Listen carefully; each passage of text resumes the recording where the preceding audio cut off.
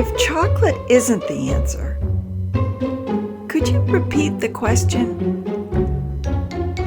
Hello, I'm Pat Coakley, and welcome to Podsnack's Art of the Diet, the weekly podcast that each week tries to ask the right question about how to maintain a significant weight loss. You can access all the episodes on www.ArtoftheDiet134. Welcome to episode 134. Oh boy, fasten your seatbelts because I'm not kidding you. I think someone who has maintained a weight loss for many years, or someone who has maintained sobriety for many years, simply should be in charge of this country rather than the one we've got now.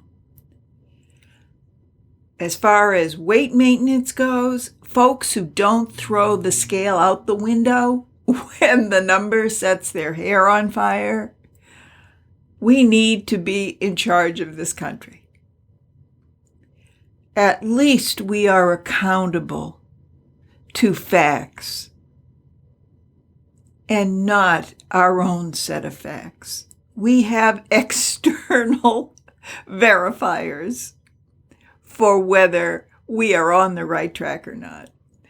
And oh my God. So anyway, I am riled up, but I am going to focus in on this week's revelations that weirdly come down to a trade war. And of course, we've been told that trade wars are just great. Well, here's what the trade war is in the weight maintenance world for me. After 6 weeks of no grain, no sugar, with once a week forays into both limited excursions, the trade war is pleasure versus health. And guess what? Trade wars like that are not good for us. And so that's what this week is going to be about. Stay tuned. I have a favorite Irma Bombeck quote that some of you who've been with me for the duration will have heard before, but it's worth beginning this episode 134 with it. And it is this: I haven't trusted polls since I read that 62% of women had affairs during their lunch hour. I've never met a woman in my life who would give up lunch for sex. Irma Bombeck.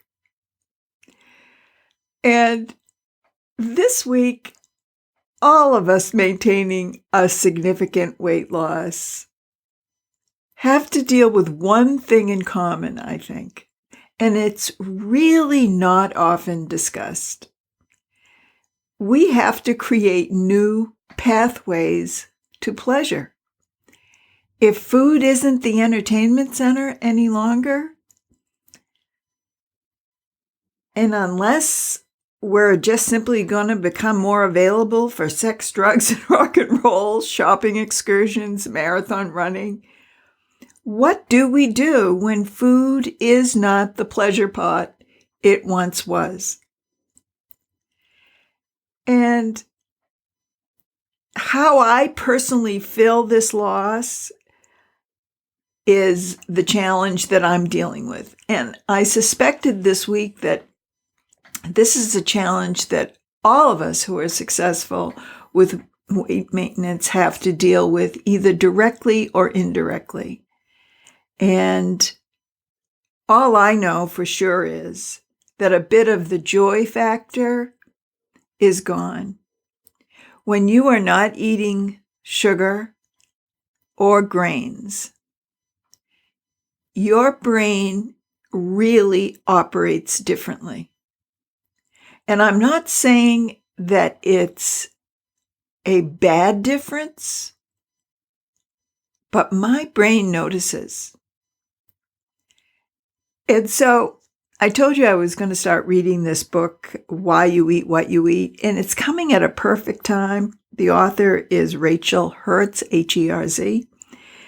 And I really didn't even get through the first chapter because it's sort of astonishing to me to take a look at the big picture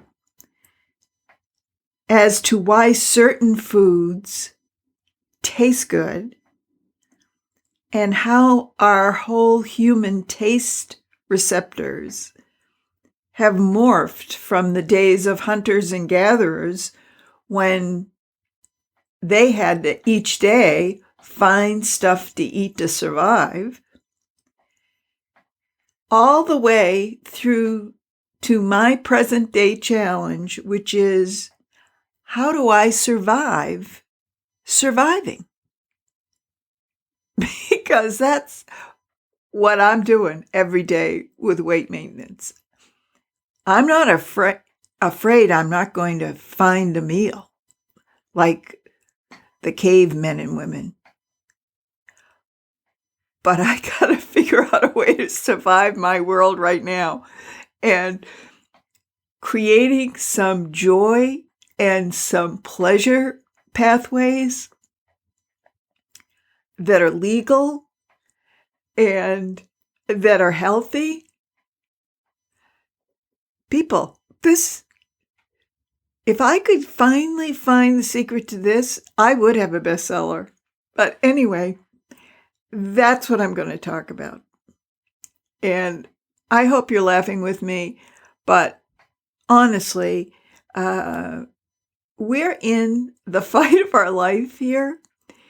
And I know other people have figured this out because other people have maintained more significant weight losses for more years, albeit I know there's not many of them, but they've done it. And my admiration for them goes up every day, as well as people who have struggled with other addictions and other problems that seem to have solved their daily problems, but in effect, put them in the hole terribly. Other people who have maintained sobriety and maintained a life balance that defied the odds. And one thing I know for sure about all of us, me being in the 9th year of maintaining a weight loss and anybody else who's maintained it for a year, even a year, you know something about accountability. And you know the danger signs of when something is coming off the rails. We have to deal with reality every day. And if we don't, we know what happens. I think that's a basic leadership skill, don't you?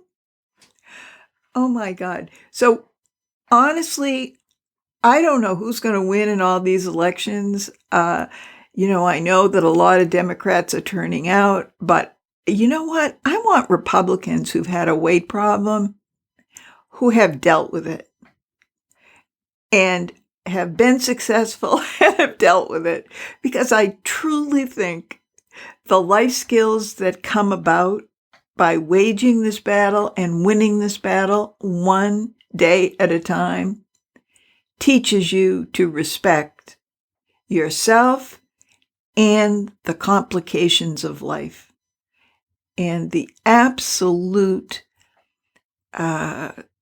negative path of pretending you don't see what you see.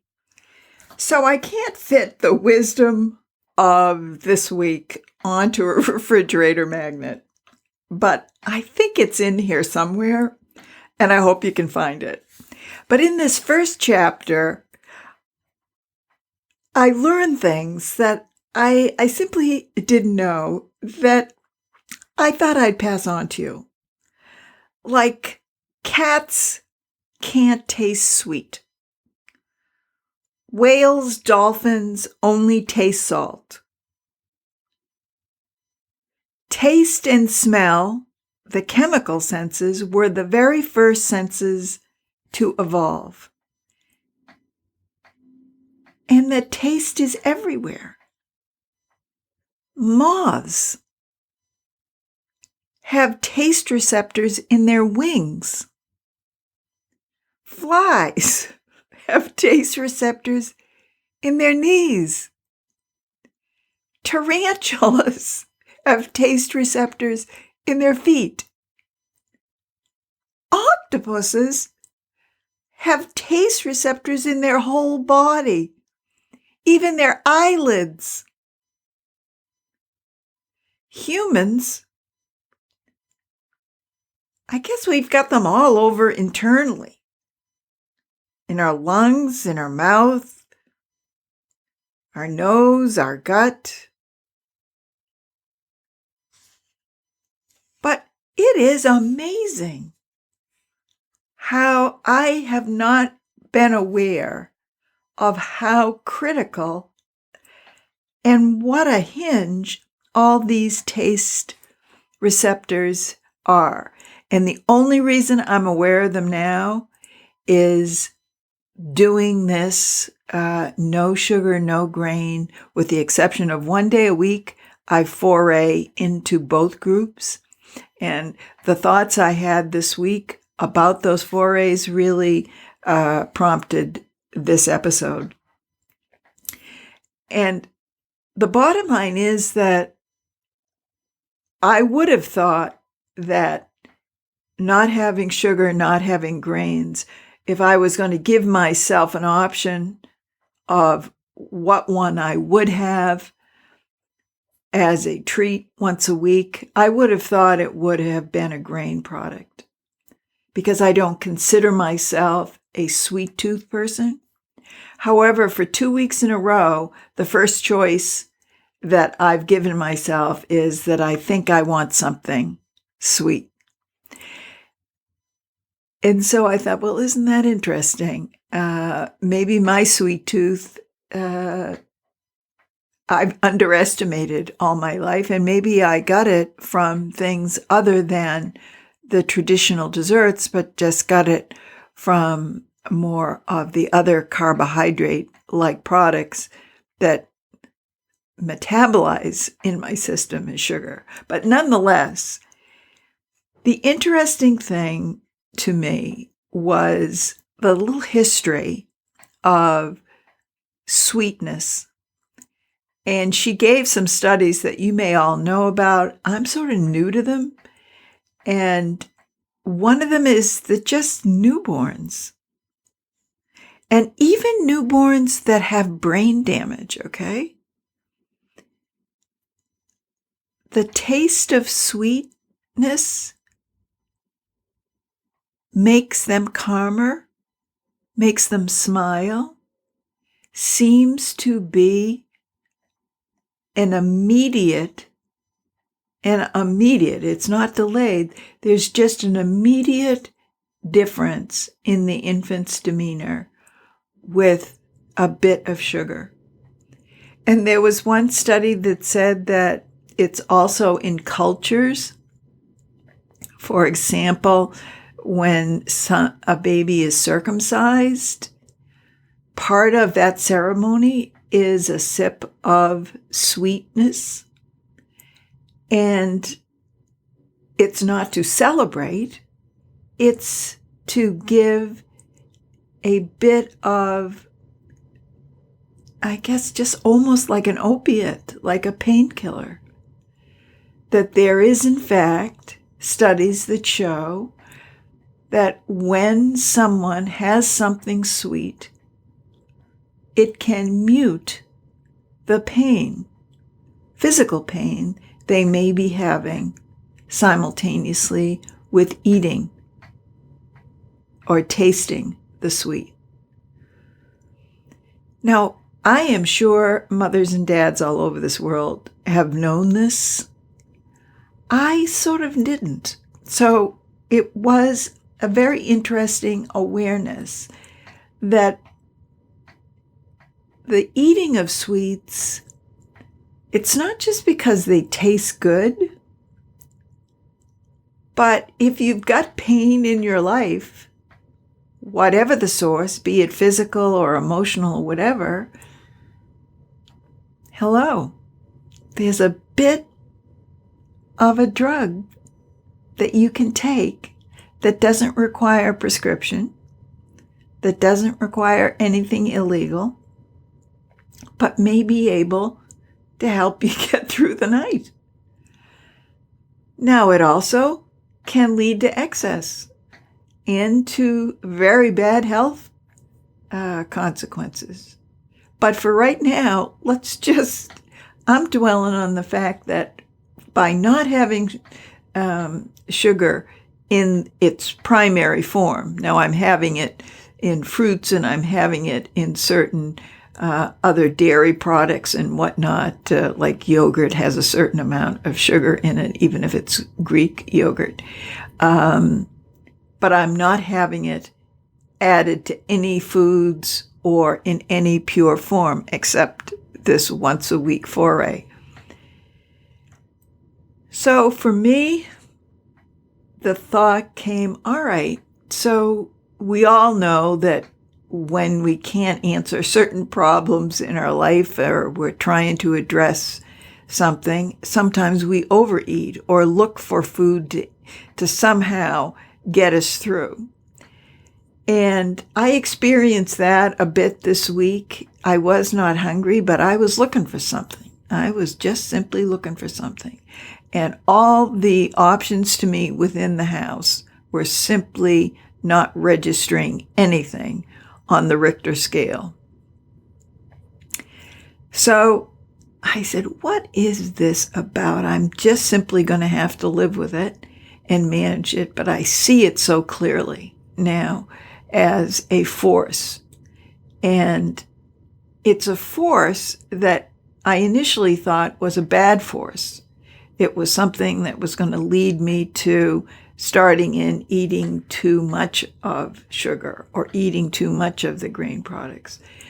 But this book, the first chapter of this book, makes me think that one of the things that may be driving this, even though I don't feel the same sort of cravings, there's a craving for something. It doesn't have a picture of something sweet or a fresh, warm loaf of bread. It doesn't have a food equivalent. That's what's interesting. But there is an impulse to something. I need something. And I think this is the hinge of maintaining a weight loss, that you don't address these inner impulses with larger portions of things, even if you can't have the immediate sugar or grains, not to do more of something to try to compensate for less of something.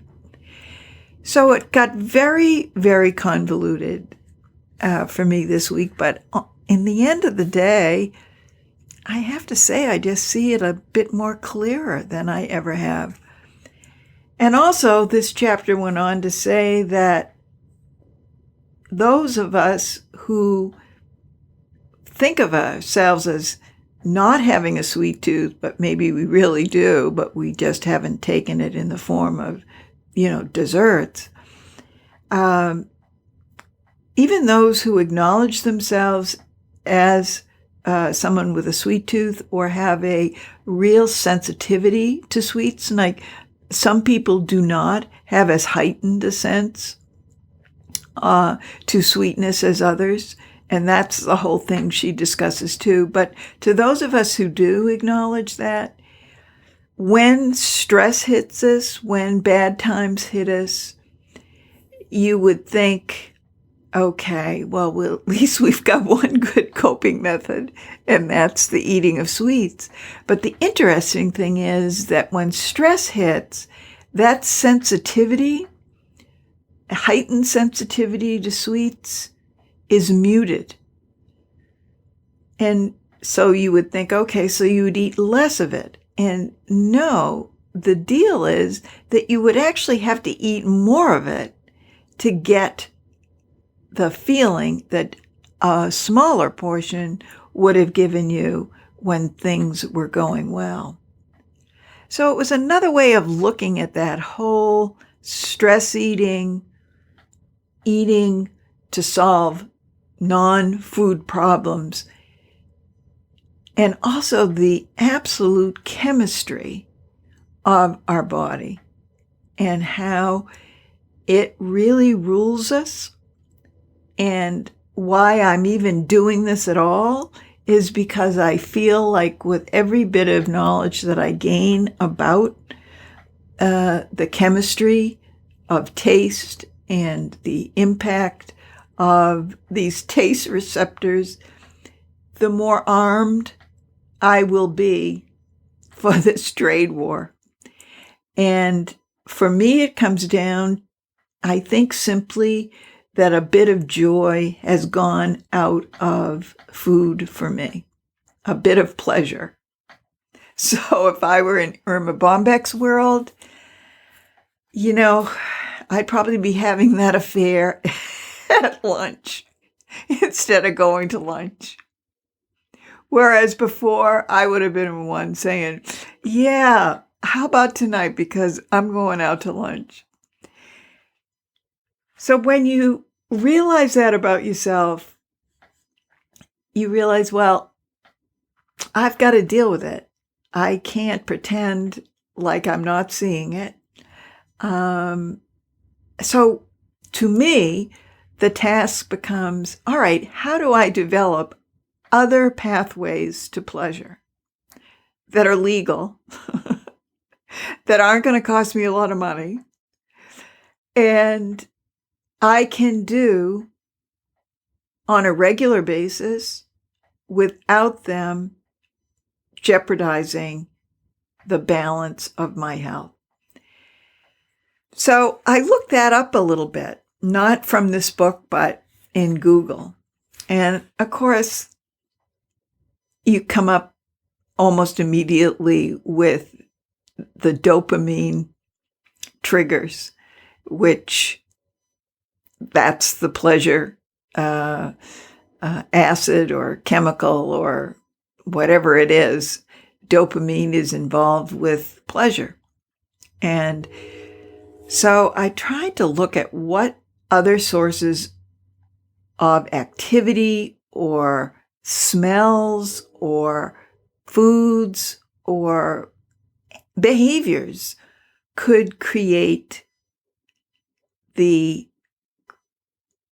dopamine being released into my brain. Because if it's not going to be through foods, and I can only tell you that I have been really good about cooking great looking stuff, healthy stuff, fruits, vegetables, proteins.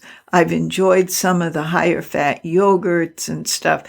I am not hungry, but the whole experience of food is going through a metamorphosis. And I'm having to leave some things on the side of the road. And some of those things are very sad. They are not liking this one bit. And so I'm trying to create ways of filling in the gap. And I remember fondly some of my relatives who had a terrible drinking problem at one point, but then really got their act together. And they became real exercise fanatics. And of course, exercise is a big contributor to dopamine being released in the brain. So it's interesting. Without knowing it, probably they were drawn to something that was healthier for them, but also gave them a bit of the kick that maybe the alcohol initially did before it became such a serious problem. So the exercise thing, I'm not able to do any more than I do with that. I try to do 10,000 steps a day, and I'm not inclined to do races or whatever. So what else other than exercise?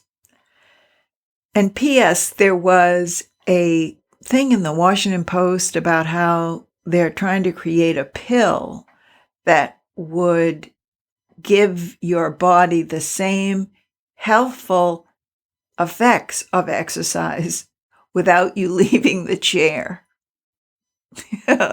Hello. And one of the members of my group said she'd buy stock in that. And I agree. I think if that ever comes across, it'll be very popular. But I bet you, if it's successful, part of why it's going to be successful is that it releases dopamine into your head, into your brain, into your body. So let me give this a little pause, and then I'm going to sum up. Okay, so here's the thing that I didn't realize I'd been using all my life as a pleasure principle, but found out through my little research that it increases the dopamine in one system. So if you're looking for another pleasure pathway to compensate for the loss of the food being a primary pleasure pod for you, I have 2 recommendations for you that I'm going to put on the website show notes page of www.artofthediet.com/134, the number 134. And last night I came across the YouTube selection of the funniest moments in a British morning show called This Morning.